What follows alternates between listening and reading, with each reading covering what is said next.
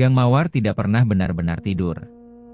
Di setiap sudutnya, lampu neon berkelip samar, memantulkan bayangan tubuh-tubuh perempuan yang berdiri di depan pintu rumah sewa, menunggu nasib malam itu. Bau alkohol bercampur parfum murahan dan asap rokok menggantung di udara, membentuk kabut tipis yang membuat langit tampak kekuningan. Di antara riuh tawa dan godaan yang bersahutan, ada satu sosok yang malam itu terlihat muram. Santi, wanita muda berusia 25 tahun, duduk di depan cermin kecil dengan wajah lesu. Dulu, Santi adalah primadona Gang Mawar. Wajahnya manis, kulitnya kuning langsat, dan senyumnya mematikan bagi lelaki yang lewat. Tapi kini, semua itu mulai pudar. Para pelanggan lebih sering melewati kamarnya untuk menuju kamar Rara, pendatang baru berusia 18 tahun yang tubuhnya masih kencang dan suaranya renyah menggoda. Santi hanya bisa menatap dari balik tirai, menyulut rokok, dan mengembuskan asap panjang seperti melepas sisa kejayaan yang kian menipis. Zaman udah ganti, San, ujar Mira, teman satu rumah bordil yang lebih tua. Yang muda menang.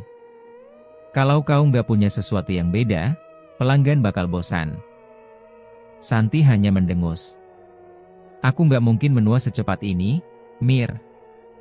Aku cuma butuh sesuatu biar mereka balik lagi padaku. Ucapan itu menggantung di udara. Hingga suatu malam, saat semua orang terlelap dan hanya tersisa dengung kipas angin tua, Santi mendengar percakapan dua perempuan di dapur belakang. Mereka berbisik pelan, seolah menyembunyikan rahasia besar. Kau tahu Mak Ranti, kan? Dukun tua di ujung sawah itu. Katanya, dia bisa pasang susuk pemikat birahi.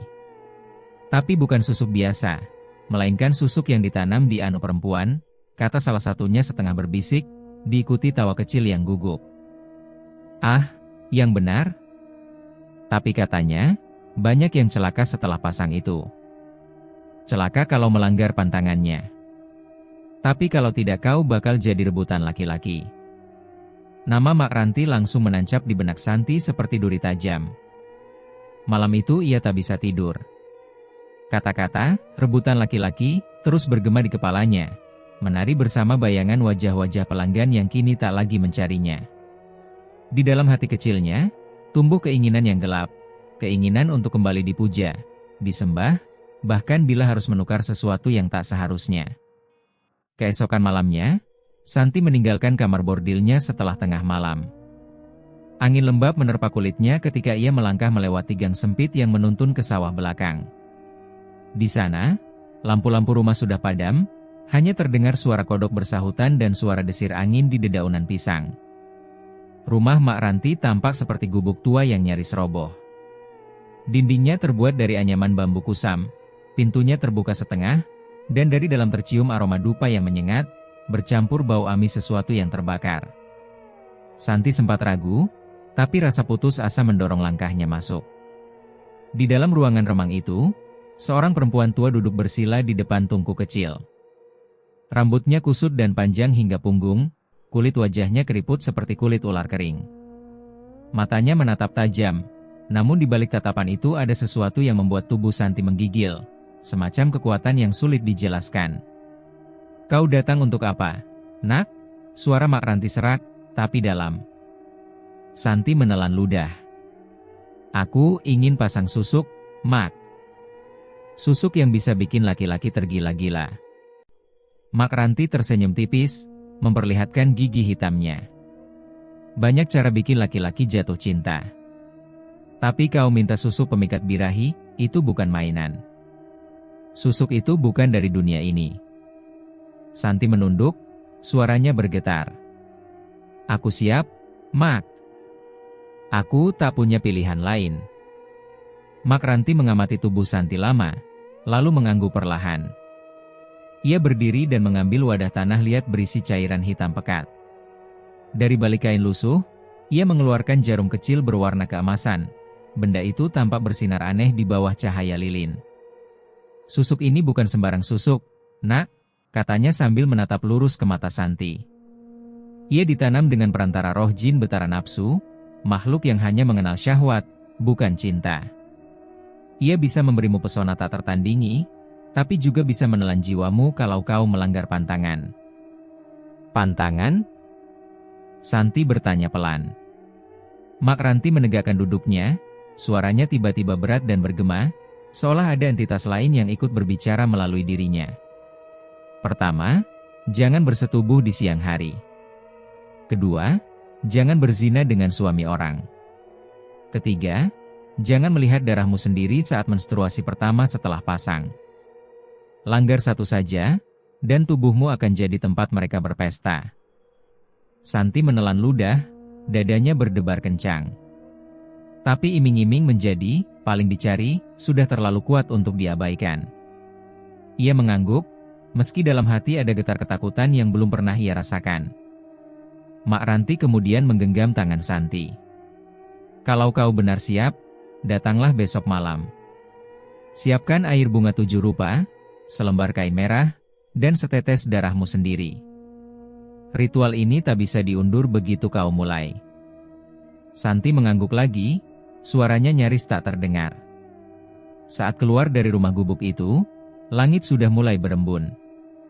Suara burung hantu terdengar dari kejauhan, dan kabut tipis menyelimuti pematang sawah.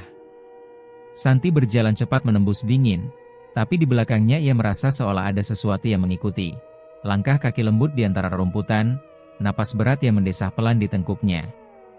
Ia menoleh, tapi hanya melihat bayangan pohon pisang yang bergoyang di terpa angin. Hatinya berdebar. Namun di balik ketakutan itu, ada sesuatu yang aneh. Rasa rindu yang belum pernah ia kenal sebelumnya. Seolah tubuhnya sudah memanggil sesuatu dari dunia yang lebih gelap. Sesampainya di gang mawar, Santi berdiri lama di depan kamarnya. Di cermin kecil di dinding, ia menatap wajahnya sendiri. Mata yang dulu berbinar kini tampak redup, tapi di sudut bibirnya mulai terukir senyum kecil. Senyum dari seseorang yang sudah memilih jalan tanpa kembali. Di luar, suara tawa para pelanggan dan musik dangdut dari warung sebelah kembali menghidupkan malam. Tapi di dalam kamar itu, Santi menatap dirinya sendiri dalam diam, sebelum berbisik pelan. Mulai besok semua akan berubah. Dan di luar sana, angin berhembus membawa aroma dupa dari arah sawah, seakan Mak Ranti sudah tahu keputusannya. Malam itu, langit seperti ditelan kabut. Bulan purnama hanya tampak separuh, seakan enggan menyinari apa yang akan terjadi di bawahnya. Di ujung sawah yang lembab, di mana jangkrik bernyanyi pelan dan udara beraroma tanah basah, berdirilah gubuk tua milik Mak Ranti. Asap dupa menembus celah-celah dinding bambu, mengepul ke udara, membawa aroma campuran cendana dan darah yang mengering. Santi datang mengenakan kain jarik merah dan selendang hitam, seperti yang diperintahkan. Wajahnya pucat oleh dingin, namun matanya menyala oleh ambisi. Dalam hatinya, rasa takut bercampur dengan rasa penasaran. Ia tahu malam ini bukan malam biasa. Ini adalah malam di mana tubuhnya akan disentuh oleh sesuatu yang bukan manusia. Mak Ranti duduk bersila di tengah ruangan, dikelilingi lilin hitam 7 batang. Di depannya, sebuah tempayan besar berisi air bunga 7 rupa telah disiapkan. Air itu berkilau samar di bawah cahaya lilin, dan di permukaannya terapung kelopak mawar, melati, serta kenanga. "Sudah siap, Nak?" tanya Mak Ranti tanpa menoleh. Suaranya berat, tapi tenang. Santi menelan ludah. "Siap, Mak. Lepas semua yang duniawi. Tak ada kain, tak ada malu. Karena sebentar lagi, tubuhmu bukan hanya milikmu." Tanpa banyak bicara, Santi menuruti perintah. Ia melepas kainnya satu persatu hingga seluruh tubuhnya terpapar dingin malam. Mak Ranti menaburkan serbuk hitam dari kendi kecil, lalu menuangkan darah ayam cemani ke dalam tempayan. Warna air berubah menjadi gelap keunguan, memancarkan aroma amis yang kuat. "Masuklah, Nak. Biarkan tubuhmu menyatu dengan dunia gaib." Santi melangkah perlahan ke dalam tempayan. Airnya terasa hangat di kulit, namun semakin lama, panasnya meningkat seolah ada bara api di dasar wadah. Ia menahan napas, menggigil, sementara Mak Ranti mulai melantunkan mantra dalam bahasa Jawa kuno. "Saka bumi munggah, saka langit mudhun. Nyawamu kawin karo api. Dagingmu dadi sesaji. Jin betara nafsu teka, Nyawiji. Suara itu menggema berat, diiringi desir angin yang tiba-tiba masuk lewat celah dinding. Lilin bergetar, nyalanya menari liar. Dari sudut ruangan, terdengar suara lirih menyerupai desahan, panjang dan dalam, bukan suara manusia. Santi memejamkan mata, tapi tubuhnya bergetar hebat. Ia merasa ada hembusan hangat menyusuri punggungnya, naik ke tengkuk, lalu berbisik di telinganya, "Aku datang, perempuan cantik." Ia tersentak. Bulu kuduknya berdiri. Tapi sebelum sempat membuka mata, Mak Ranti sudah berdiri di belakangnya, membawa jarum emas kecil yang ujungnya berkilau samar, seolah menyimpan cahaya sendiri. Mak Ranti mengangkat jarum itu tinggi-tinggi dan berkata lantang, "Dengarkan, betara nafsu. Ini tubuh persembahanmu. Bersemayamlah di dalamnya, tapi jangan makan nyawanya sebelum waktumu tiba." Begitu kata terakhir terucap, angin kencang berputar di dalam ruangan. Lilin padam satu persatu, meninggalkan gelap pekat yang hanya diterangi pijar arang di tungku. Dalam kegelapan itu, Santi merasakan rasa panas menjalar dari dalam air, menembus kulitnya, seolah ada ribuan semut api menggigit dari dalam. Ia menggigit bibir, menahan teriakan, tapi kemudian Mak Ranti menekan bahunya. "Diam, Nak. Ini bagian terakhir." Tangan tua itu lalu menekan jarum emas itu perlahan ke tubuh Santi. Jarum itu tidak menusuk seperti besi, tapi menyelinap seperti hidup, tenggelam ke dalam kulit tanpa darah, tanpa luka, namun dengan sensasi luar biasa panas dan nyeri yang menusuk tulang. Santi menjerit keras. Jeritan itu membuat satu-satunya lilin yang tersisa padam seketika. Dalam kegelapan, suara Mak Ranti berubah berat, seperti dua suara sekaligus berbicara. "Kau sudah jadi miliknya. Mulai malam ini, tak ada lelaki yang bisa menolakmu, tapi juga tak ada jalan kembali." Santi pingsan. Saat ia membuka mata, fajar hampir tiba. Cahaya kemerahan dari celah dinding bambu menyorot wajahnya yang pucat. Ia berbaring di tikar pandan, sementara Mak Ranti duduk di sampingnya sambil mengipasi dupa yang masih menyala. "Sudah selesai, Nak," kata Mak Ranti pelan. "Jin itu sudah menyatu dengan darahmu." Santi mencoba bangkit, tapi tubuhnya terasa ringan seperti melayang. Di kulitnya, muncul kilau lembut, seperti cahaya minyak di permukaan air. Aroma tubuhnya berubah, bukan lagi keringat atau sabun murahan, melainkan aroma bunga melati segar yang begitu kuat hingga memenuhi ruangan. Ia menatap tangannya, tak percaya. "Mak, ini aku?" Mak Ranti tersenyum samar. "Itu bukan hanya kau, Nak. Itu kau dan dia."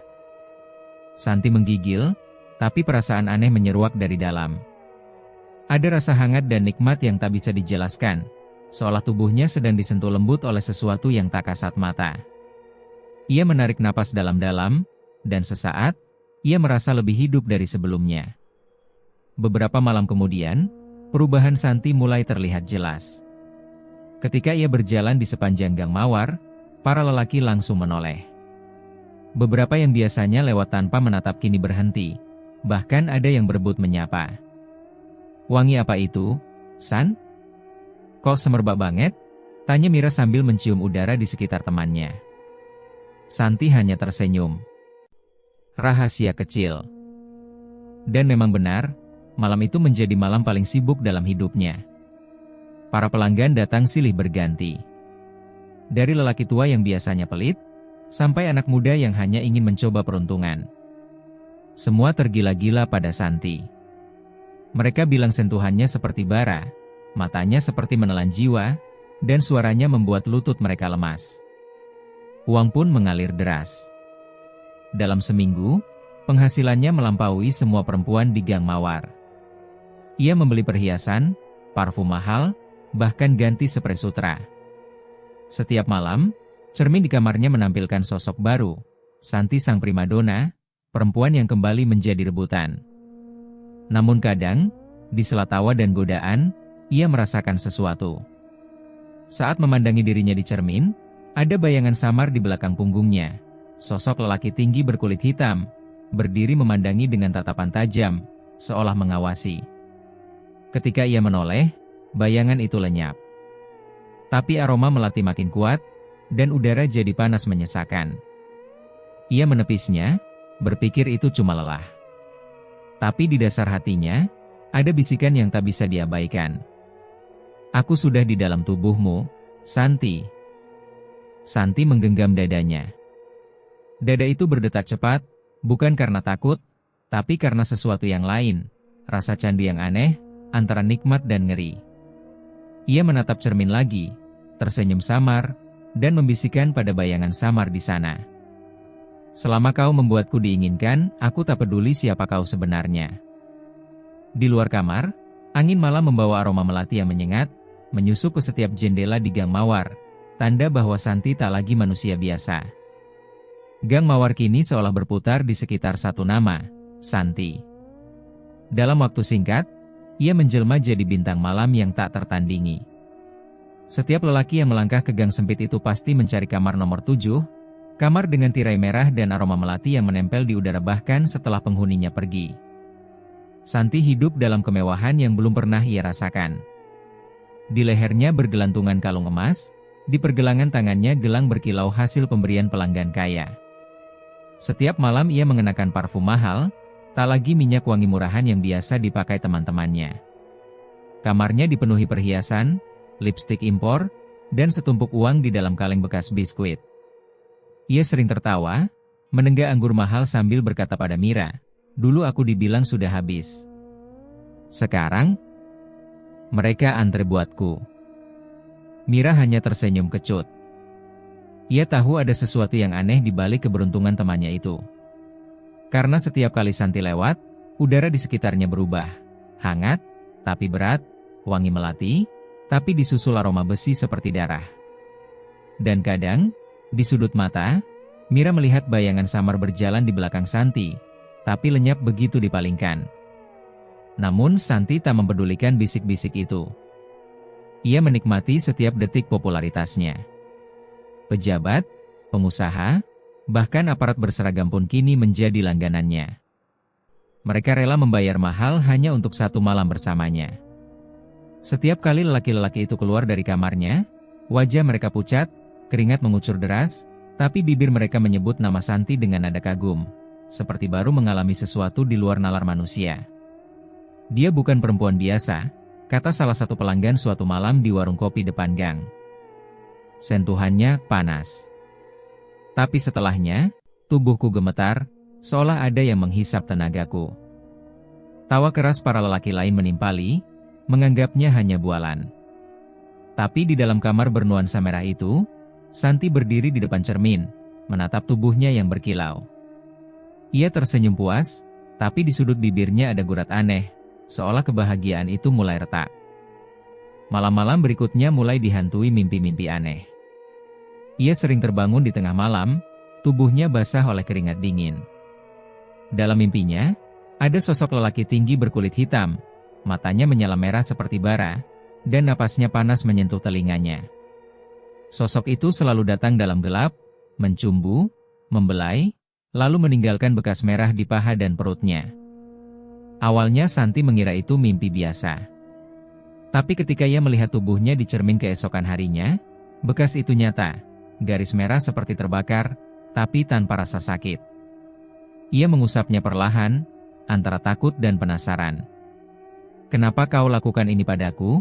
bisiknya pada pantulan dirinya di cermin. Tapi entah mengapa, dari dalam cermin itu terasa seperti ada sesuatu yang membalas tatapannya, dingin dan dalam. Teman-teman seprofesinya mulai menjauh. Ada yang mengaku mencium bau anyir dari kamar Santi setiap pagi, seperti darah yang mengering. Ada pula yang mendengar suara lirih, seperti desahan laki-laki bercampur rintihan perempuan. Mereka tak berani mendekat setelah matahari terbit. Suatu malam, ketika Mira iseng membuka jendela kamar Santi, hawa panas keluar seperti dari tungku. Di dalam, ia melihat Santi berdiri di depan cermin tanpa busana, tubuhnya diterangi cahaya lilin, mulutnya berkomat kamit. Saat Santi menoleh, matanya tampak berkilau kuning untuk sepersekian detik. Mira menutup jendela dan tak berani bicara apapun sampai pagi. Rumor mulai menyebar di Gang Mawar. Ada yang bilang Santi memelihara jin, ada yang bilang ia memakai susuk setan. Tapi bagi para lelaki hidung belang, rumor itu malah menambah pesona. Semakin menyeramkan kabarnya, semakin mereka penasaran. Santi sendiri merasa tubuhnya berbeda. Kadang ia merasa tenaganya berlipat, mampu melayani berjam-jam tanpa lelah. Tapi di sisi lain, ia juga mulai mendengar suara dalam kepalanya. Suara berat yang berbisik pelan di telinganya setiap kali ia memejamkan mata. Kau milikku. Tubuhmu, nafasmu, semuanya. Ia menutup telinga, tapi suara itu tak pernah benar-benar pergi. Suatu malam, ketika sedang menghitung uang hasil kerja, Mak Ranti datang tanpa pemberitahuan. Perempuan tua itu berdiri di depan pintu kamar Santi, membawa kantong anyaman dan tongkat bambu. Wajahnya muram, matanya tajam menatap ke arah Santi yang sedang mengenakan kimono merah muda. Mak. Santi tersenyum pura-pura tenang. Datang jauh-jauh cuma mau lihat anak didikmu sukses, ya? Tapi Mak Ranti tak tertawa. Ia menatap sekeliling kamar, lalu berkata pelan, kau mencium bau ini? Santi mengerutkan kening. Bau apa, Mak? Bau melati busuk dan darah kering. Itu tanda jin sudah menuntut bagian dari tubuhmu. Santi tertawa kecil, tapi tawanya kaku.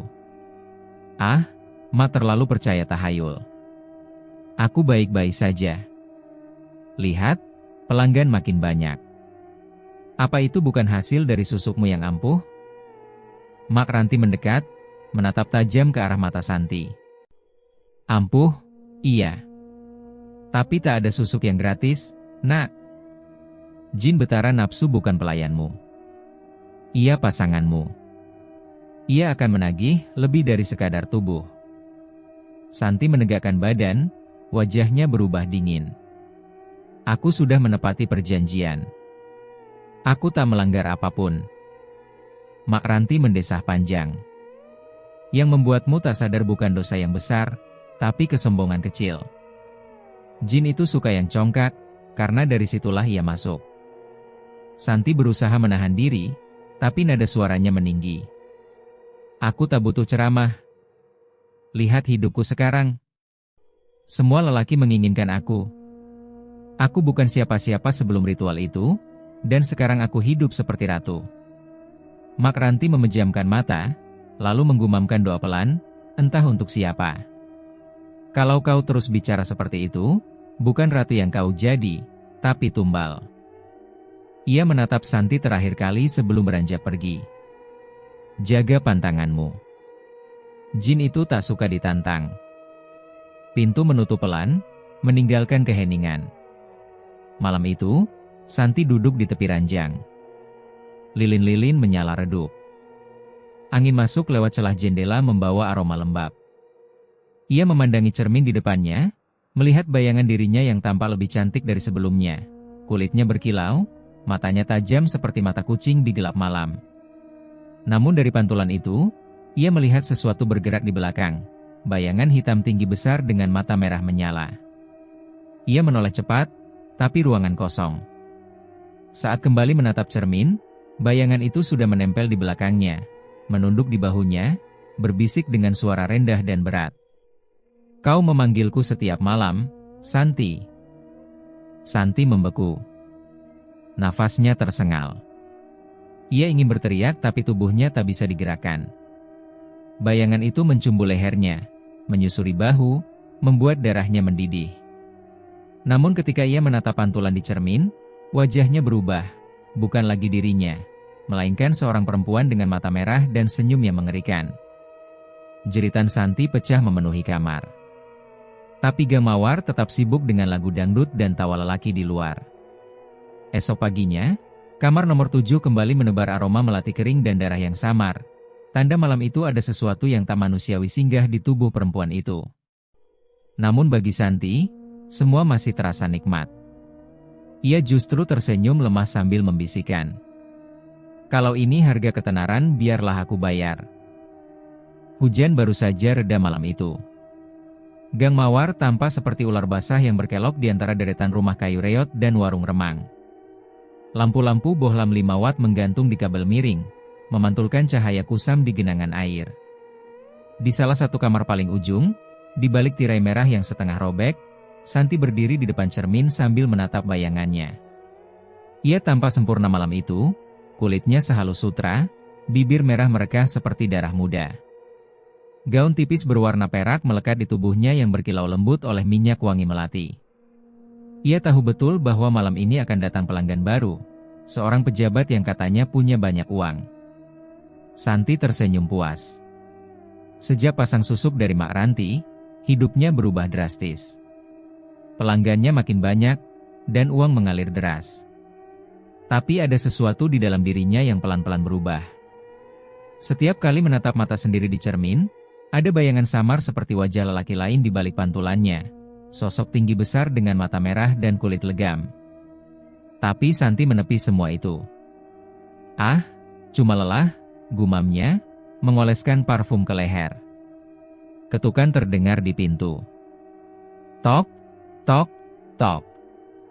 Santi membuka, dan aroma mahal segera memenuhi udara. Seorang lelaki berperawakan tegap, sekitar 40-an, berdiri di ambang. Kemeja putihnya masih rapi, tapi mata dan napasnya menyimpan gelora yang ditahan. Pak Heru, ya? Tanya Santi sambil tersenyum genit. Pria itu mengangguk, menyerahkan amplop tebal ke meja. Saya dengar, kamu yang paling dicari di sini, katanya pelan.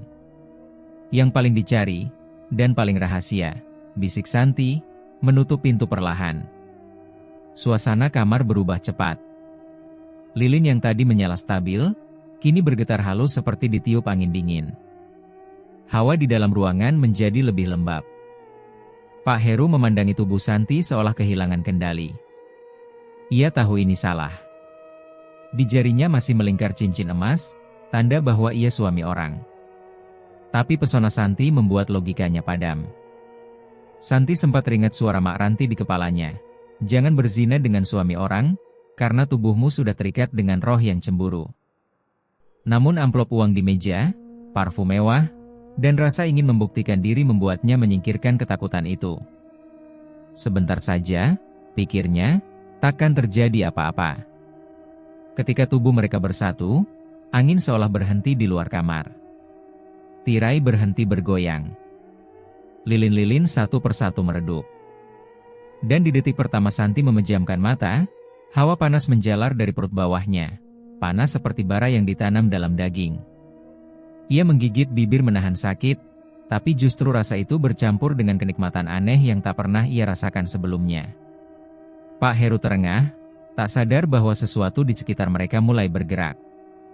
Cermin di dinding memantulkan bayangan yang tak wajar. Ada sosok lain di sana, tinggi, hitam, matanya menyala merah. Tangannya menempel di pundak Santi, meski di dunia nyata tak ada siapa-siapa. Bayangan itu tersenyum, menatap Santi dengan amarah yang membeku. Lalu, prak! Cermin retak dari tengah ke pinggir, seperti dibelah pisau gaib. Pak Heru terlonjak, apa itu? Santi menggigil, matanya membulat. Gak apa-apa, mungkin angin. Namun tiba-tiba lilin padam bersamaan. Kamar menjadi gelap gulita. Hanya aroma melati dan darah tipis yang tercium di udara. Astagfirullah, aku pulang saja, teriak Pak Heru tergagap. Ia buru-buru memakai bajunya, tak sempat menoleh lagi. Dalam panik, ia tersandung kursi dan hampir jatuh, sebelum akhirnya lari keluar dari kamar. Suara langkahnya menggema di lorong basah, meninggalkan Santi yang sendirian dalam kegelapan. Santi duduk di tepi ranjang, tubuhnya bergetar. Ia menatap cermin yang retak, dan kali ini, di sela pecahannya, tampak sepasang mata merah menatap dari dalam kaca, bukan pantulan dirinya.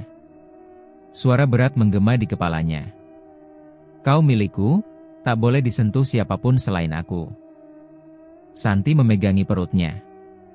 Rasa panas dari tadi tak juga hilang. Justru makin menyakitkan, seperti ada bara yang berputar di rahimnya.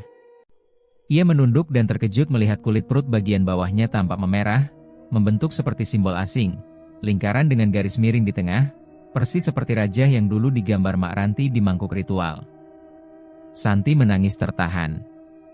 Ia ingin lari, tapi tubuhnya lemas. Dalam kepanikan, ia mencoba menyiram wajah dengan air, namun aroma amis melati semakin kuat. Dari bawah ranjang terdengar suara cik, cik, cik, seperti sesuatu yang merayap. Santi menatap ke bawah, tak ada apa-apa, hanya bayangan gelap. Tapi suara itu makin keras, seperti napas seseorang yang sedang menahan amarah. Jam di dinding berdetak pelan. Malam terasa panjang.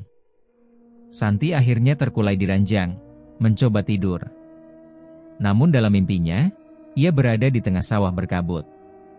Di depan berdiri sosok lelaki tinggi berkulit legam, matanya merah seperti bara. Ia mendekat perlahan, suaranya bergema berat. Kau telah melanggar satu janji, Santi. Aku hanya manusia, aku butuh uang, jawab Santi terbata. Uangmu tak berguna di neraka, bisik sosok itu, sebelum mencium keningnya dengan panas membakar. Santi terbangun dengan teriakan. Keringat dingin membasahi tubuhnya, dan bau anyir darah samar tercium di udara meski tak ada luka di tubuhnya. Ia menatap cermin yang retak, kini di sana tertulis samar dengan embun, satu pantangan telah kau langgar. Malam itu, untuk pertama kalinya, Santi merasa benar-benar takut. Tapi ketakutan itu anehnya bercampur dengan rasa rindu pada sosok yang datang di mimpinya. Seolah-olah jin betara nafsu bukan hanya mengutuk, tapi juga memeluk jiwanya. Ia menggenggam dada, menatap jendela yang basah oleh embun, dan berbisik lirih, "Aku, milikmu." Di luar, suara kodok dari sawah bersahutan, membawa hawa lembab yang dingin. Lilin di kamar menyala sendiri tanpa api, hanya pijar merah samar, seperti bara dari dunia lain.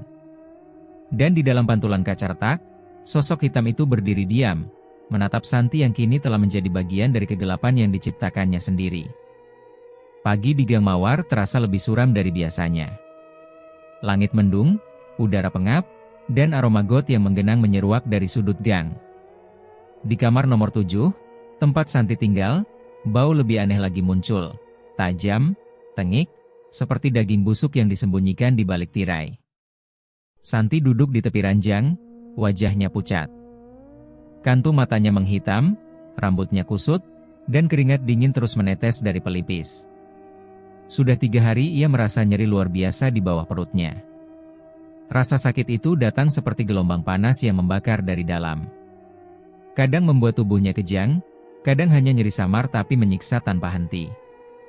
Ia sudah mencoba mandi berulang kali, menggosok tubuh dengan sabun wangi, bahkan menyiram diri dengan air bunga 7 rupa sisa ritual dulu. Tapi bau itu tak juga hilang. Bau busuk yang aneh, bukan bau manusia biasa. Setiap kali ia membuka paha, aroma amis bercampur tengik menyeruak, membuat perutnya mual. Kenapa begini? Ya Allah, Santi menatap cermin dengan mata berair. Kulit wajahnya masih terlihat cantik, tapi bagian leher dan dada mulai muncul bercak hitam kehijauan. Ia mencoba menutupinya dengan bedak, tapi bercak itu justru makin menyebar, seperti noda tinta di kain putih. Siang itu ia memutuskan pergi ke klinik kecil di ujung jalan. Dokter muda yang memeriksanya terlihat kebingungan. Setelah serangkaian tes sederhana, ia hanya menggeleng. Secara medis, kamu sehat. Tidak ada infeksi, tidak ada kelainan kulit, tidak ada tanda penyakit kelamin, katanya pelan sambil menatap Santi dengan heran. Santi menggigit bibir. Tapi, dok, ini bau sekali. Saya mandi berkali-kali, tapi tetap begini. Dokter hanya mencatat sesuatu di kertas. Mungkin stres atau psikosomatik. Coba istirahat dan hindari aktivitas berat dulu. Santi keluar dari klinik dengan langkah gontai. Matahari siang terasa seperti bara di kepala. Ia memeluk diri, menunduk dalam diam. Di pikirannya terngiang lagi suara Mak Ranti, tentang 3 pantangan. Jangan berzina dengan suami orang. Dan malam itu, ia tahu pantangan itu sudah dilanggar. Ketika malam tiba, rasa sakit di perutnya makin parah.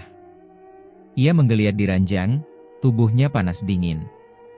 Dari bawah selimut, ada rasa berdenyut seperti sesuatu bergerak di dalam tubuhnya. "Tuhan, apa yang terjadi padaku?" desisnya sambil menahan air mata.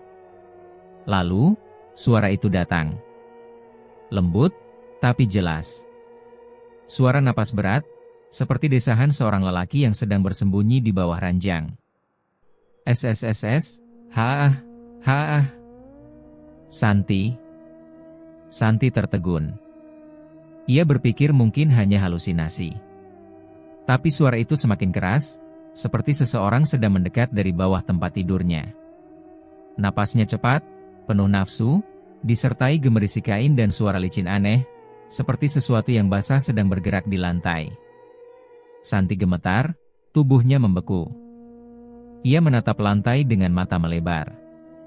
"Siapa di sana?" Suaranya hampir tak terdengar. Tak ada jawaban, hanya napas yang semakin berat dan cepat. Dengan tangan bergetar, ia menyingkap spray pelan-pelan. Dan di sanalah ia melihatnya. Darah menetes dari sisi bawah kasur, mengalir pelan seperti air yang bocor. Merembes ke lantai, membentuk pola aneh, lingkaran merah yang semakin besar. Dari dalam genangan itu, perlahan muncul wajah. Wajah hitam pekat, seperti terbakar, dengan mata menyala merah menyipit ke arah Santi. Bibirnya tersenyum lebar, penuh gigi tajam yang berlumur darah. "Kau milikku." Suara itu terdengar di kepala Santi langsung, bergema seperti gema di dalam sumur. Tubuhnya menegang. Ia ingin berteriak, tapi suara tak keluar. Ingin lari, tapi kaki tak bisa digerakkan. Aroma amis semakin kuat, bercampur wangi melati yang menusuk hidung. Wajah hitam itu perlahan mengangkat diri dari bawah ranjang, membentuk bayangan tinggi yang memenuhi ruangan. Rambutnya panjang, hitam legam, menjuntai hingga lantai. Matanya menyala semakin terang. Dan setiap kali ia mendesah, udara di kamar berubah panas, seolah api membakar dari bawah tanah. Santi akhirnya berhasil menjerit, "Tolong! Tolong aku!" Namun suara itu tertelan sunyi. Tak ada yang mendengar. Gang Mawar sudah sepi, para penghuni lain sedang bekerja di kamar masing-masing, dan suara musik dangdut dari warung depan menutupi semua teriakannya. Santi menjerit lagi, tapi tubuhnya sudah terjatuh ke lantai. Darah dari bawah tubuhnya menetes deras, entah dari mana asalnya. Ia memegangi perut bawahnya yang kini terasa seperti dirobek dari dalam. "Ampun, aku nggak kuat." Bayangan hitam itu hanya menatapnya dengan senyum dingin, lalu menghilang perlahan ke dalam genangan darah yang kini membentuk simbol sama seperti di perut Santi. Lampu kamar berkedip, lilin padam, dan udara menjadi dingin menggigit. Santi tergeletak di lantai, menangis histeris dalam kegelapan. "Mak Ranti, tolong aku." Namun hanya keheningan yang menjawab. Dari luar kamar, terdengar langkah kaki samar, tapi tak ada yang datang. Dan di cermin retak yang tergantung di dinding, samar-samar muncul tulisan merah dari embun darah. Tanda azab telah datang. Santi menatapnya dengan mata lebar, napasnya tersengal. Kulit di sekitar perut bawah mulai mengelupas, memperlihatkan daging yang menghitam. Ia berusaha menutupinya dengan kain, tapi kulit itu terus meluruh seperti lilin meleleh. Aroma busuk yang dulu samar kini memenuhi seluruh ruangan. Dalam keputusasaan, ia memeluk lutut dan menangis. "Aku cuma mau kaya, aku cuma mau disayang." Tapi dari balik tangisnya, suara tawa pelan terdengar, suara lelaki yang dulu datang di mimpinya. Tawa itu berubah menjadi desahan berat, menggema dari segala arah. "Kau minta cinta, maka kau akan kucintai, sampai busuk sekalipun." Dan malam itu, di gang mawar yang dingin dan sepi, kamar Santi kembali tertutup rapat.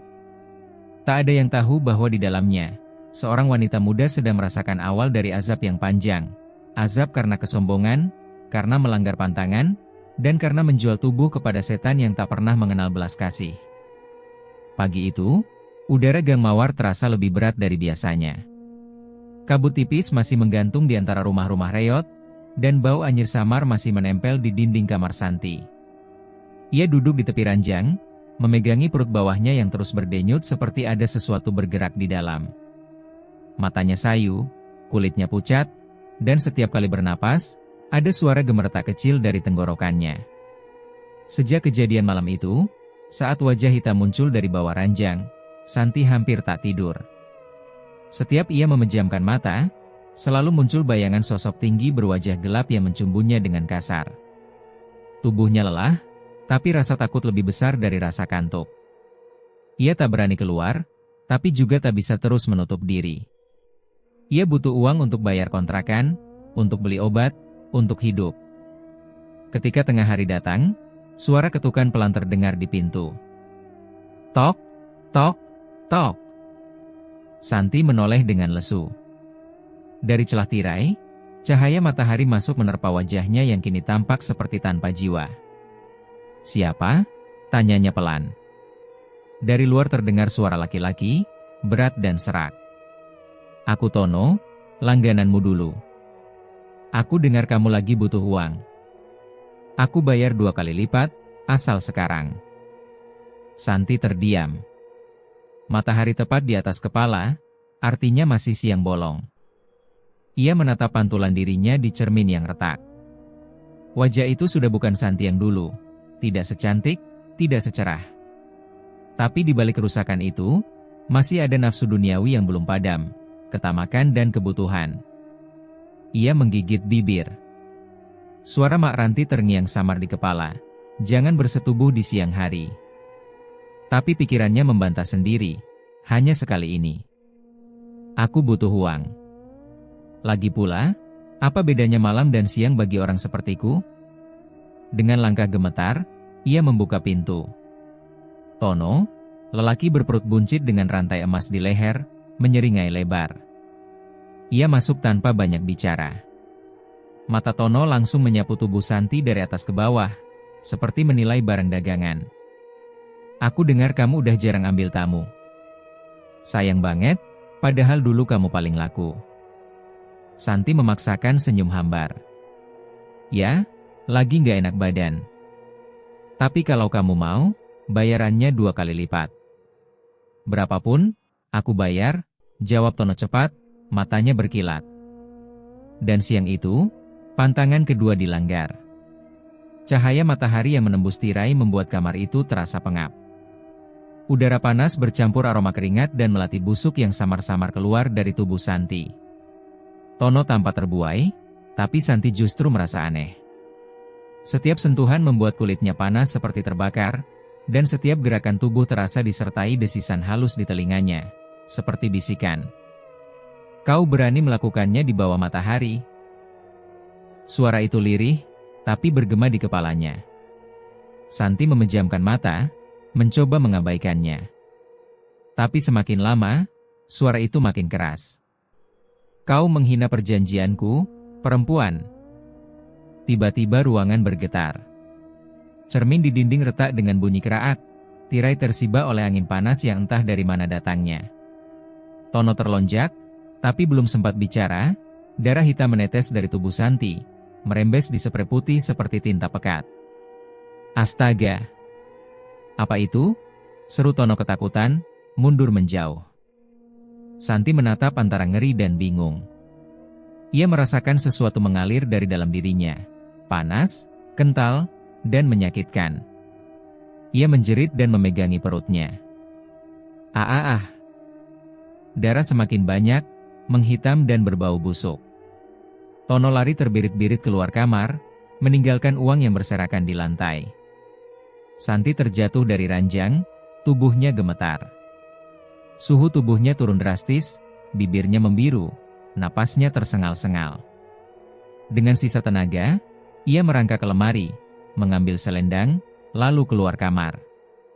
Tubuhnya goyah, tapi pikirannya hanya satu, Mak Ranti. Hanya dukun itu yang bisa menolongnya. Perjalanan ke rumah Mak Ranti terasa seperti berjalan di antara kabut tebal. Matahari masih terik, tapi dunia di sekitarnya tampak suram. Ia merasa seperti melangkah di atas tanah yang lembek dan hangat. Burung-burung berhenti berkicau, dan dari arah sawah terdengar suara kodok bersahut-sahutan, seperti menyambut sesuatu yang tak kasat mata. Begitu sampai di depan rumah gubuk Mak Ranti, ia hampir tumbang. Tubuhnya lemas, wajahnya pucat pasi. Ia mengetuk pintu pelan. "Mak! Mak Ranti, tolong aku." Pintu terbuka perlahan, memperlihatkan wajah keriput Mak Ranti yang terkejut melihat Santi. "Ya Gusti, kau kenapa, Nak?" Santi hampir jatuh, tapi ditopang oleh Mak Ranti. Darah hitam menetes dari bawah kainnya, membasahi lantai bambu. Mak Ranti memejamkan mata, wajahnya tegang. "Kau gila, Santi? Kau langgar pantangan itu? Di siang hari?" Santi terisak. "Aku butuh uang, Mak, aku cuma 1 kali." Mak Ranti menggeleng keras, suaranya bergetar. "Kau tak mengerti. Jin betara nafsu itu sekarang bukan penjaga lagi. Ia sudah menempati rahimmu. Ia jadi penguasa tubuhmu." Santi menatapnya dengan mata sayu. "Mak, tolong, keluarkan susuk itu. Aku nggak kuat lagi." Mak Ranti menatap penuh iba, lalu menarik napas panjang. "Aku akan coba." Ia menyiapkan dupa, kendi air, dan sebilah keris kecil. Ruangan segera dipenuhi asap tebal dan aroma minyak misik. Mak Ranti mulai melantunkan mantra kuno dengan suara bergetar, sambil menelusuri tubuh Santi dari kepala ke perut bawah. Ketika tangannya menyentuh perut, Santi menjerit keras. Tubuhnya menegang, matanya terbalik. Suara lain keluar dari mulutnya, bukan suara perempuan, tapi suara lelaki berat penuh amarah. "Berhenti, perempuan tua. Ia milikku." Mak Ranti menatapnya dengan ngeri, tapi terus membaca mantra. "Aku usir kau, jin durhaka. Kembalilah ke tempat asalmu." Namun semakin keras mantra dibaca, semakin panas tubuh Santi terasa. Kulit di sekitar perutnya melepuh, urat-urat menonjol, dan dari dalam perut terdengar suara berdenyut, duk, duk, duk, seperti jantung lain yang hidup di dalam sana. Mak Ranti memejamkan mata, menekan perut Santi dengan tangan gemetar. Tapi saat ia mencoba menarik energi susuk itu, hanya darah yang keluar dari pori-pori. Tidak ada jarum emas, tidak ada benda gaib seperti biasanya. Mak Ranti terdiam, wajahnya pucat pasi. "Astagfirullah, susuk itu sudah menyatu dengan daging dan darahmu. Kau bukan manusia biasa lagi, Santi." Santi menangis keras, tangannya mencakar lantai. "Tolong aku, Mak. Aku nggak mau mati begini." Mak Ranti hanya bisa menatapnya dengan mata berkaca-kaca. "Aku tak bisa, Nak, sekarang yang menguasai tubuhmu bukan lagi dirimu." Angin tiba-tiba bertiup kencang, meniup dupa hingga padam. Suara kodok berhenti seketika, digantikan desis lirih dari arah perut Santi. Ruangan menjadi dingin membeku, dan di tengah kesunyian itu, terdengar tawa pelan seorang laki-laki dari dalam tubuh Santi. "Aku sudah di sini, selamanya." Santi terkulai lemas, air matanya jatuh bercampur darah hitam yang keluar dari mulutnya. Mak Ranti menatapnya ngeri, sadar, malam azab Santi baru saja dimulai. Gang mawar malam itu sunyi. Tidak ada tawa, tidak ada suara musik dangdut yang biasanya memecah udara lembab. Para wanita malah memilih menutup diri di kamar masing-masing karena satu hal, bau busuk yang mulai memenuhi lorong sejak sore. Bau itu seperti daging busuk dicampur darah anyir, merembes dari kamar nomor 7, kamar Santi. Santi berbaring di ranjang, tubuhnya meringkuk dengan selimut lusuh menutupi bagian bawah tubuh. Peluh membasahi wajahnya yang dulu cantik. Sekarang kulitnya tampak pucat keabu-abuan, bibirnya kering pecah-pecah. Setiap kali ia bergerak, tercium aroma anyir yang menusuk. Dari bawah perutnya terasa denyut nyeri yang datang gelombang demi gelombang, membuatnya meringis dan menggigit bantal agar tak berteriak. Di cermin, Santi melihat wajahnya sendiri. Matanya cekung, ada lingkar hitam pekat di bawahnya. Rambut panjangnya kusut, menempel di pipi. Ia nyaris tak mengenali sosok itu. "Aku, kenapa begini?" bisiknya dengan suara serak. Tapi tak ada jawaban. Yang terdengar hanya dengungan lalat yang mulai berterbangan di sekitar lantai. Sejak ritual gagal di rumah Mak Ranti seminggu lalu, keadaan Santi memburuk drastis. Kulit di pangkal pahanya mengelupas, melepuh seperti luka bakar. Setiap hari keluar cairan kekuningan yang berbau busuk. Ia mencoba membersihkannya dengan air bunga 7 rupa seperti yang diajarkan Mak Ranti, tapi tak ada hasil. Bau busuk justru semakin kuat. Teman-temannya di Gang Mawar mulai menghindar. Bahkan ibu kos yang dulu membela Santi kini mengusirnya halus, takut pelanggan lari karena aroma menjijikan yang keluar dari kamarnya. Namun Santi tak punya tempat lain untuk pergi. Ia masih menyimpan sedikit uang hasil terakhirnya, cukup untuk makan beberapa hari. Tubuhnya terlalu lemah untuk berjalan jauh. Ia hanya berbaring, menunggu malam berganti pagi, berharap sakit itu reda. Tapi malam itu berbeda. Langit malam sedang terang oleh cahaya bulan purnama. Udara di kamar tiba-tiba menjadi sangat dingin. Santi menggigil, padahal kipas mati. Lalu, ia merasakan sesuatu menetes dari antara pahanya. Panas, lengket, dan berbau besi. Ia menatap selimutnya, noda merah gelap mulai merembes. Darah. Menstruasi pertama sejak ia memasang susuk. Tidak, bukan sekarang. Santi menahan napas. Kata-kata Mak Ranti bergema di kepalanya, jangan pernah melihat darahmu sendiri, atau kutukan itu akan bangkit. Ia berusaha memejamkan mata, menarik selimut untuk menutup noda itu. Tapi rasa penasaran bercampur takut membuatnya menoleh. Sekejap mata, darah itu tampak bergelembung di atas kain, seperti mendidih. Dari gelembung-gelembung kecil itu muncul asap tipis berwarna hitam, berputar seperti ular kecil. Santi mematung. Jantungnya berdegup keras. Asap itu mulai membentuk wajah samar, wajah lelaki hitam berambut panjang dengan mata merah menyala. Santi menjerit. Ia mencoba bangun, tapi tubuhnya tak bisa digerakkan. Tangan dan kakinya seperti terpaku di ranjang. Asap hitam itu menembus selimut, menyusup ke dalam tubuhnya. Seketika, Santi merasakan panas luar biasa di bawah perut. Ia menjerit lebih keras, tubuhnya menggeliat hebat. Dari celah-celah pahanya, keluar darah hitam pekat bercampur nanah. Bau busuknya memenuhi kamar. Kulit di area kemaluannya tampak melepuh, mengelupas seperti daging terbakar. Santi meronta, merobek-robek kain spray dengan kuku, tapi rasa sakit itu semakin menjadi. Ampun. Betara ampun, jeritnya sambil menangis. Tapi di antara jeritan itu, terdengar tawa, tawa berat dan bergema, seolah datang dari dalam perutnya sendiri. Sudah kubilang, kau milikku, suara itu berkata. Kau hianati 3 kali. Kini tubuhmu jadi persembahanku. Santi menjerit, menggeliat tak berdaya. Daging di bawah pusarnya mulai bergetar, membentuk urat-urat hitam yang menjalar ke perut dan dada. Tubuhnya memanas, lalu membiru. Dari mulutnya keluar busa bercampur darah. Matanya melotot lebar, urat-urat di leher menegang. Tepat ketika jam di dinding berdentang 12 kali, pintu kamar Santi terbuka keras.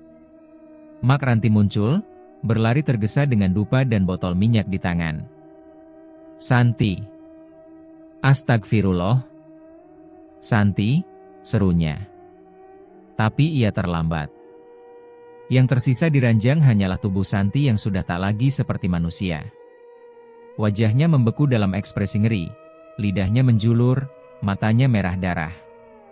Dari sela bibirnya keluar asap tipis. Bagian bawah tubuhnya membusuk parah, dagingnya berlubang, menghitam, dan cairan busuk menetes ke lantai, menimbulkan noda seperti terbakar. Mak Ranti menutup hidung, hampir muntah oleh bau busuk yang menusuk. Ia menatap tubuh Santi dengan mata berlinang. Aku sudah peringatkan kau, nak, gumamnya pelan. Susuk itu bukan untuk hawa nafsu, tapi untuk pengabdian. Kau main-main dengan kutukan. Ia menancapkan dupa di lantai, menyalakan api kecil, dan mulai merapalkan mantra untuk menenangkan roh Santi. Namun, Saat asap dupa naik, terdengar bisikan lirih dari tubuh yang sudah tak bernyawa itu. "Mak panas, tolong aku, Mak." Mak Ranti mundur perlahan, wajahnya pucat. Suara itu jelas berasal dari tubuh Santi. Dan sesaat kemudian, mata mayat itu terbuka lebar, menatap Mak Ranti dengan pandangan kosong. Dari sudut kamar, lilin yang padam tiba-tiba menyala sendiri. Bayangan hitam di dinding menari liar, membentuk sosok lelaki tinggi berambut panjang. Ia berdiri di belakang tubuh Santi, menatap Mak Ranti sambil tersenyum bengis. Mak Ranti langsung melempar botol minyak ke lantai, memercikan api. "Pergi kau, Betara. Kembalilah ke asalmu," serunya keras. Api menyambar tirai dan kasur, membakar kamar dalam sekejap. Namun sebelum api menelan semuanya, Mak Ranti sempat melihat satu hal terakhir. Tubuh Santi yang hangus terbakar justru tersenyum. Senyum miring, dingin, dengan mata merah yang memancarkan amarah dan kepuasan. Malam itu, api di Gang Mawar membubung tinggi.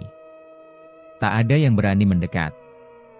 Hanya Mak Ranti yang berdiri di kejauhan, memandangi kobaran itu sambil berbisik lirih. Dia sudah jadi milik mereka. Dan sejak malam kutukan itu, kamar nomor 7 tak pernah dibuka lagi. Setiap kali bulan purnama tiba, bau busuk bercampur melati masih tercium dari balik pintunya, seolah Santi belum benar-benar pergi. Pagi itu, langit Gang Mawar tampak muram. Hujan tipis turun sejak subuh, membasahi jalan sempit yang penuh lumpur. Tak ada tawa para pekerja malam, tak ada suara musik dangdut dari warung pojok. Semua orang menunduk, menutup hidung dengan kain saat 3 lelaki membawa tandu bambu berisi jasad Santi yang dibungkus tikar anyaman. Tidak ada peti. Tidak ada bunga. Hanya bau busuk menusuk dari tubuh yang sudah membengkak dan menghitam. Santi dikuburkan seadanya di tanah kosong dekat sawah belakang kampung, tanpa doa panjang, tanpa keluarga yang datang. Orang-orang hanya ingin cepat selesai, takut kutukan wanita itu menjalar ke mereka. Mak Ranti berdiri agak jauh, wajahnya muram tertutup kain hitam. Ia menggenggam segenggam tanah, lalu melemparkannya ke liang kubur sambil berbisik, "Semoga kau tenang, Nak, meski aku tahu, tak akan ada ketenangan bagi yang melanggar perjanjian." Mereka menimbun tanah dengan cepat, lalu pergi tanpa menoleh. Namun saat rombongan terakhir meninggalkan lokasi, angin bertiup aneh, dingin dan tajam. Bunga Kamboja di tepi jalan bergetar, padahal angin tak begitu kencang. Dari dalam tanah yang baru ditimbun, terdengar lirih bisikan, pelan, tapi jelas. "Mak, panas, Mak." Mak Ranti menahan napas. Ia tahu apa artinya itu. Kutukan belum selesai. Beberapa hari setelah penguburan itu, Gang Mawar kembali mencoba hidup normal. Para wanita malam mulai membuka kamar lagi, musik pelan kembali terdengar. Tapi sejak malam Jumat Kliwon pertama setelah kematian Santi, gang itu berubah mencekam. Malam itu, seorang sopir truk bernama Sugeng yang baru saja menurunkan muatan di pasar, melintas lewat Gang Mawar. Ia melihat dari kejauhan, di bawah lampu jalan yang temaram, ada seorang wanita berdiri sendirian. Rambutnya panjang terurai, memakai kain merah yang membeli tubuhnya dengan cara aneh, basah, seolah baru keluar dari air. Sugeng memperlambat motor. Wanita itu menatapnya dengan senyum kecil. "Kau mau coba yang paling nikmat?" Suaranya serak, tapi menggoda. Sugeng menelan ludah. Rasa penasaran dan nafsu bercampur di benaknya. Ia turun dari motor, menghampiri wanita itu. Tapi begitu jarak tinggal 2 langkah, wanita itu tiba-tiba mendongak, matanya merah darah, kulit wajahnya pucat keabuan. Dari hidungnya menetes cairan hitam. Sugeng menjerit dan lari sekencang mungkin, tak berani menoleh. Keesokan paginya, warga menemukan motor Sugeng tergeletak di pinggir jalan. Tubuhnya terkapar di sawah, matanya melotot, dan di sekitar kelaminnya tampak luka melepuh seperti disiram air mendidih. Tidak ada tanda kekerasan lain. Dokter yang datang hanya menggeleng. Tak bisa dijelaskan secara medis. Sejak kejadian itu, desas-desus menyebar cepat. Katanya, Arwah Santi bangkit karena perjanjiannya dengan jin Betara Nafsu belum selesai. Ia masih haus akan sentuhan lelaki. Masih mencari tubuh baru untuk menyalurkan nafsu kutukannya. Beberapa malam berikutnya, warga lain juga mulai mengalami hal aneh. Seorang tukang ojek melihat bayangan perempuan berambut panjang menatap dari jendela kamar nomor 7, padahal rumah bordil itu sudah lama dikosongkan dan dipasangi papan larangan. Ada juga pedagang yang lewat tengah malam, mencium bau melati menyengat bercampur busuk daging, lalu mendengar bisikan lembut di telinganya, "Jangan takut, aku hanya ingin kau temani." Mereka yang mendengar suara itu tak pernah benar-benar tenang. Ada yang jatuh sakit, ada pula yang hilang akal. Mak Ranti akhirnya memutuskan menutup praktiknya. Ia bakar seluruh peralatan ritualnya, dupa, minyak, bahkan kitab kuno yang dulu ia gunakan untuk memanggil Betara Nafsu. "Aku sudah membuka pintu yang seharusnya tidak kubuka," katanya pada diri sendiri. Malam sebelum ia pergi dari kampung, Mak Ranti kembali ke bekas rumah bordil itu. Ia membawa segenggam garam, air jeruk purut, dan dupa terakhir yang tersisa. Pintu kamar nomor 7 berderit pelan saat dibuka. Bau busuk segera menyambut, membuat matanya berair. Di lantai, masih tampak noda hitam terbakar, bekas jasad Santi yang dulu terbakar bersama kasur. "Kalau kau masih di sini, nak, pergilah," bisik Mak Ranti lirih. "Tempatmu bukan lagi di dunia ini." Tapi udara di kamar tiba-tiba bergetar. Lampu gantung berayun sendiri. Dari dinding muncul bayangan perempuan dengan rambut panjang terurai, wajahnya rusak separuh. Bibirnya bergerak, mengucap dengan suara serak, "Mak, aku masih panas." Mak Ranti mundur, tangannya gemetar. Ia menabur garam dan membaca ayat-ayat tolak bala. Tapi semakin keras ia berdoa, semakin kencang tawa itu menggema. Suara Santi kini bercampur dengan suara laki-laki berat, menggaung di seluruh ruangan. "Kau tak bisa memutus perjanjian yang sudah ditandatangani darah." "Mak!" Mak Ranti menjerit, lalu berlari keluar. Ia tak pernah kembali ke Gang Mawar sejak malam itu. Orang-orang bilang ia pindah keluar kota, ada pula yang mengatakan ia meninggal tak lama setelahnya. Tak ada yang tahu pasti. Namun Gang Mawar tak pernah benar-benar tenang. Tiap malam Jumat Kliwon, bau melati busuk selalu muncul dari arah rumah bordil yang telah terbakar itu. Warga yang lewat mengaku mendengar suara perempuan mendesah pelan, memanggil-manggil namanya, atau tertawa lirih di telinga. Beberapa pria yang tak percaya mencoba menantang mitos itu. Mereka datang dengan minuman, berniat membuktikan bahwa cerita arwah Santi hanyalah tahayul.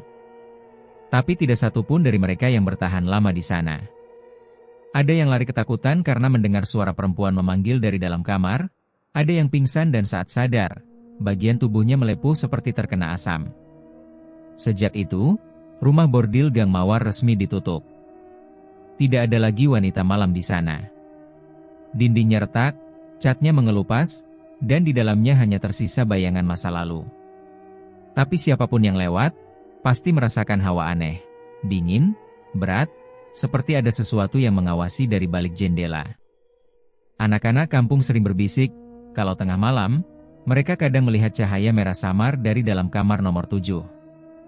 Diiringi suara langkah kaki pelan dan bisikan lirih. "Sudah siap mencoba yang paling nikmat?" Lalu keesokan paginya, selalu saja ada kabar lelaki yang ditemukan di pinggir jalan dengan luka mengerikan di sekitar kelaminnya. Gang Mawar pun mendapat julukan baru di kalangan warga, Lorong Setan. Dan nama Santi, pelacur muda yang dulu berwajah manis, kini menjadi legenda menakutkan, arwah pelacur susuk setan yang masih mencari mangsa untuk memenuhi nafsu kutukannya. Bagi mereka yang pernah melewati gang itu dan mencium bau melati bercampur darah, mereka tahu, Santi belum benar-benar mati.